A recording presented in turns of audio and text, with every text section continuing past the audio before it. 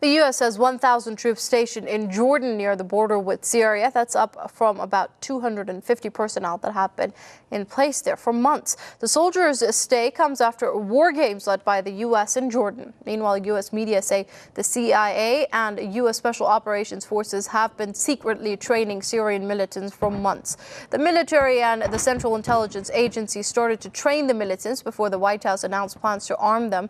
The training covers the use of anti-tank and anti-aircraft weapons and was conducted in military bases inside Jordan and Turkey beginning late last year. The report comes just days after U.S. President Barack Obama announced that Washington had approved the arming of militants fighting the Syrian government. Joining us now is Richard Becker with the Answer Coalition via Skype from San Francisco. Mr. Becker, thank you very much for joining us here on Press TV. Now, it seems this proxy war of the U.S. is being escalated by the day as we speak. We're already seeing reports of the U.S. training insurgents starting from late last year on Jordanian soil. Now, when the U.S. speaks of trying to find a political solution to what's going on in Syria, it does beg the question about how neutral a player the U.S. is in reality. Well, of course, the U.S. is not a neutral player at all. The aim of the United States government, of the Obama administration and the Pentagon, is to bring about regime change in Syria. They make no bones about this, actually. So the idea that they are in any way neutral is completely false. And in fact, probably a great deal more, which will be revealed in the future, has been going on by way of U.S. intervention. But the stationing of 1,000 troops now in Jordan, and along with them, F-16s, attack helicopters, Patriot missile batteries, and also in Turkey, the Patriot missile batteries. The U.S. is very determined, despite the fact that the splintered opposition in Syria has been driven back and has suffered very significant losses. They are determined that that they will achieve their aim of regime change as part of a strategy of reorganizing the entire region.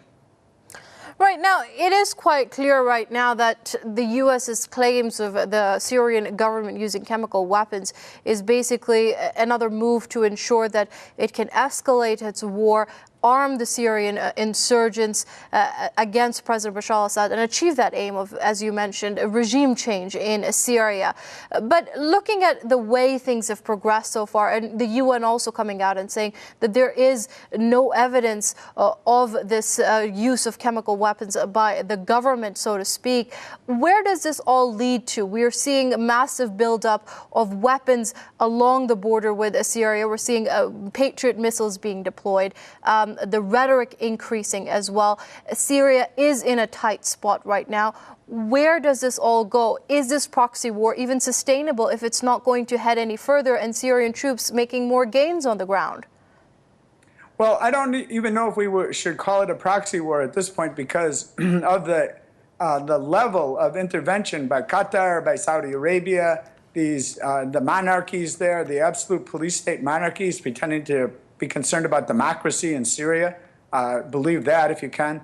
And the role that the United States is playing is such a direct intervention that we can see that really it's their war. It's really a war by imperialism, by the U.S., the British and French who used to rule this area, who colonized it, and the regimes that are loyal to them and who they have kept in place for so many years.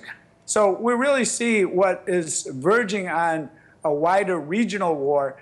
And again, I would say that the aim of the United States, the aim of Washington in this is to not only bring about regime change in Syria, they want to bring about regime change in Iran, in Lebanon. They want to bring down the Palestinian struggle once and for all and reorganize the entire region so that it will fit in with the U.S. strategy of global domination.